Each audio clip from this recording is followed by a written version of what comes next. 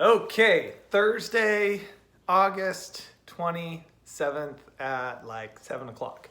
So, 7 exactly. Look at the So- clock right there. Oh, you can't see it on the behind chair's us. covering it. Behind us. Okay, so we had one goal today. We didn't want anything to happen.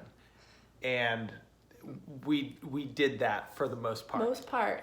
It was calm pretty much all day. They were finding the sweet spot in all of Ethan's medication. And so, they are looking at all the monitors. I think the most important one is making sure that they want his brain to be calm in the EEG. And so trying to make sure that the pressure is there. They still think that within the next 48 hours is probably going to be the peak of his brain cavity swelling. And so does that put us at like Saturday night, Sunday is probably going to be the peak of swelling. That's their estimate. And The on-call, or not the on-call, the attending pediatrician, the head honcho boss lady of level 10, said that our room could look very similar next week. yeah, because it's probably going to be like a 3-day climb up and then a couple-day climb down. And so they really slowly wean him off any medications.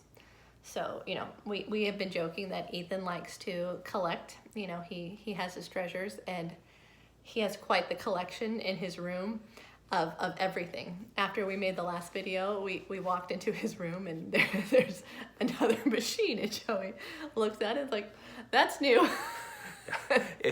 His body temperature was dropping, and so they put on like a air heat blanket that like kept him warm. Yeah, so he would really like the blanket. He would like this. It's really fluffy. Yeah. Warm air. I think we're gonna run out of outlets. Yeah. So for the most part, we're just trying to keep him steady, and he's doing a lot better this morning. Not a whole lot of people in his room, so that was like good. One person, the 2 nurse people. is not calling in extra people to help her with shift change because she's so behind on her charting. Yep. So what we decided to do tonight was in honor of Ethan. Okay. So before he went into surgery, he was asking everybody that came in the room for an embarrassing story. It's like his conversation starter. So he has a couple embarrassing stories, mainly one of his Uncle Andy that he tells Daddy. Every single person that comes in. He tells this story, which we should tell it another time. Yeah. And it's like he's got his like lineup of, Icebreakers. yeah. And so he concludes his, spiel with, so do you have any embarrassing stories? And I have to like say, don't tell him, because he will tell everybody he meets your story. So be very careful what story you pick. So tonight we are going to tell you an embarrassing story about me in the last couple days. So setting this up, this is the night of Ethan's first craniotomy. Yeah. So was that Tuesday? Tuesday. Sure. So at the end of Tuesday, and it's late, and we're getting the CAT scan results or the MRI. I don't know. No, it's the CAT scan results. The results, and these people are so intelligent, especially the neurologists. They just have like this like elite brain power status that I feel like they're using words that are just like yeah, I mean, just like they're cut from a different cloth. I mean, smart people. And so he's explaining, and they are, I know we're making jokes, but they are wonderful. For the record, this is one of the ways that Stephanie and I cope with all of this is we are maintaining our sense of humor. Yes. Because it's what's holding us together. And okay, let me tell the story. Sorry.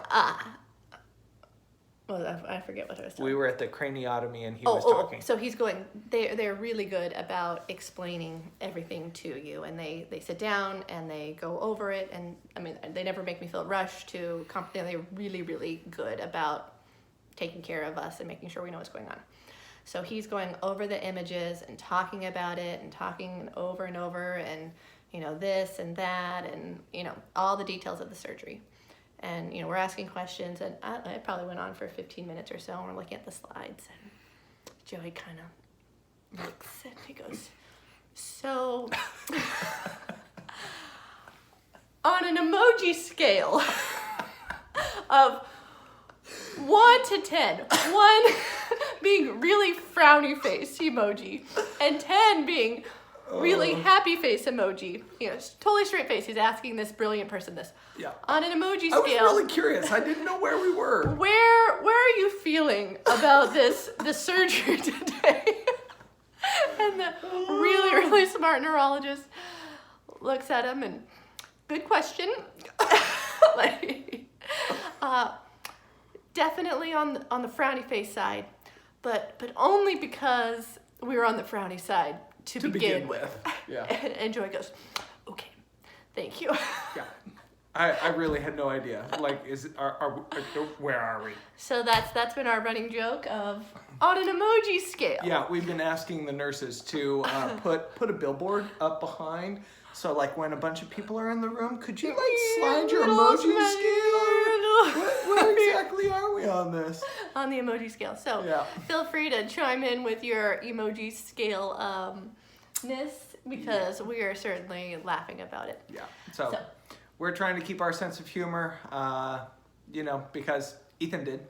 He was laughing all the way up to when he was going into his first OR visit. In fact, the OR put Alfonso Rivera, who's the host of AFV, on the screens. On like the surrounding, like I think they have 6 screens. So his doctor that said, well, what's your favorite show? And I'll put it up there for you. So he went to sleep watching Alfonso. I bet he was doing the Carlton. So that's our update for tonight. Find a way to laugh tonight, guys. We'll see ya.